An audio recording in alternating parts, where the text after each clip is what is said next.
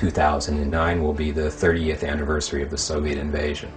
The country hasn't known any peace since then.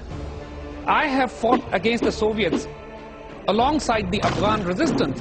500,000 Soviet troops could not contain us, the Afghan resistance at that time. How can we expect that 50 or 60,000 foreign troops can contain Afghanistan?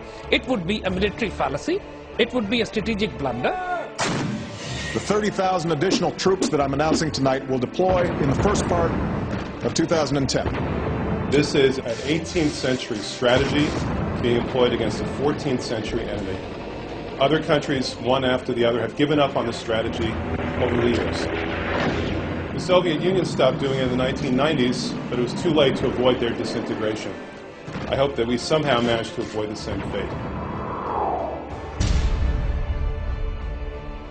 Well, I would say 99% of all the battles that we fought in Afghanistan were won by the Soviet side. But the problem is that the next morning we had the same old situation as if there was no battle. Mujahideen were again in that village where we thought we destroyed them just the other day.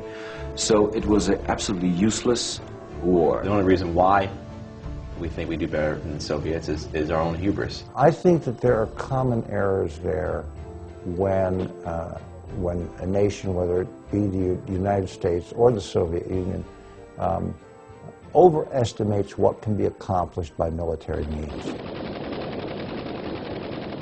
Go to George Washington University's archives online and look up, they've got a wonderful collection of documents from the Soviet Union, particularly senior level deliberations among members of the senior military and in the Politburo, discussing what are we going to do in Afghanistan. We've got to get out. This is destroying our country.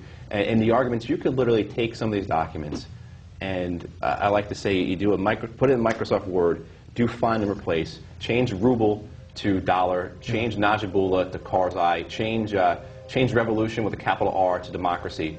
And if you did that, that document would be intact and it reads as well in 2009 as it would have in 87 or 88.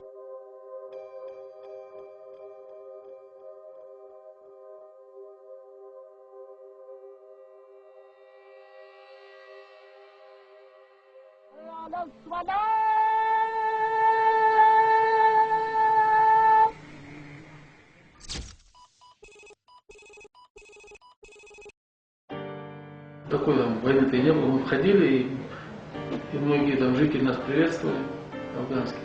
Ну, мы знали, что там есть противоречия внутри Афганистана, там, в одной партии, между течениями существует там противоречия. Ну, мы думали, что мы нашим присутствием просто стабилизируем ситуацию, может, мы придумали. Нам говорили, здесь смысл наших боевых действий заключался в том, чтобы прийти в какой-то населенный пункт или провинцию и там помочь афганскому руководству установить ту власть, которая существовала в Афганистане. Больше, когда наша власть убрала. Для того, чтобы ее установить, нам вот ближайшие горы или провинции, или другие, кто оказывает, кто мешает установлению этой власти, вот, их сломить. In mountainous terrain against guerrilla fighters, their approach was a disaster. People on the ground, soldiers that are just coming out of Afghanistan, and uniformly their remarks are that, you know, the military understands the threat they're facing, but the tactics we've adopted are no different from Soviet tactics. Я тогда начал понимать, что что-то неправильно делаю, потому что если мы делали правильно, народ против нас не пошел. И вот с этого дня я начал замечать, что люди против нас. Уже взгляды были другие, действия были другие. И с каждым днем росло сопротивление населения. Они начали организовывать отряды, формирование, пошла помощь. И вот с этого с января, с февраля 80-го года до самого вывода до февраля 89-го года негатив к нам шел по нарастающей. ABC News has taken a poll in Afghanistan. It shows that after 7 years there, less than half of Afghans view the U.S. favorably.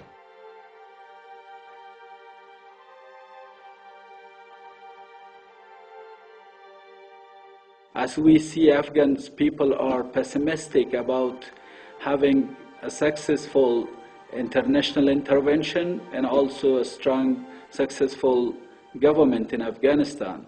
For that reason, I don't think that now this will be different from the 1980s, the USSR time. It's not clear to me that our prospects in Afghanistan are any better than those of other great powers that have attempted to sweep in and control and transform this country. I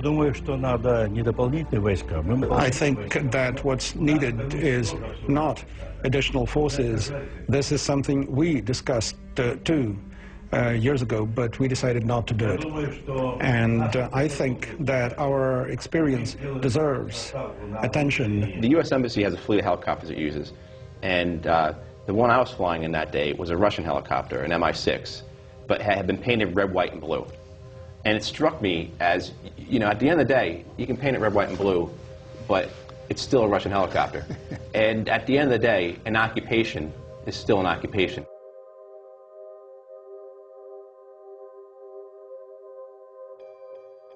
Ну вот и поэтому против идеи очень сложно воевать. Надо завоевывать сердца.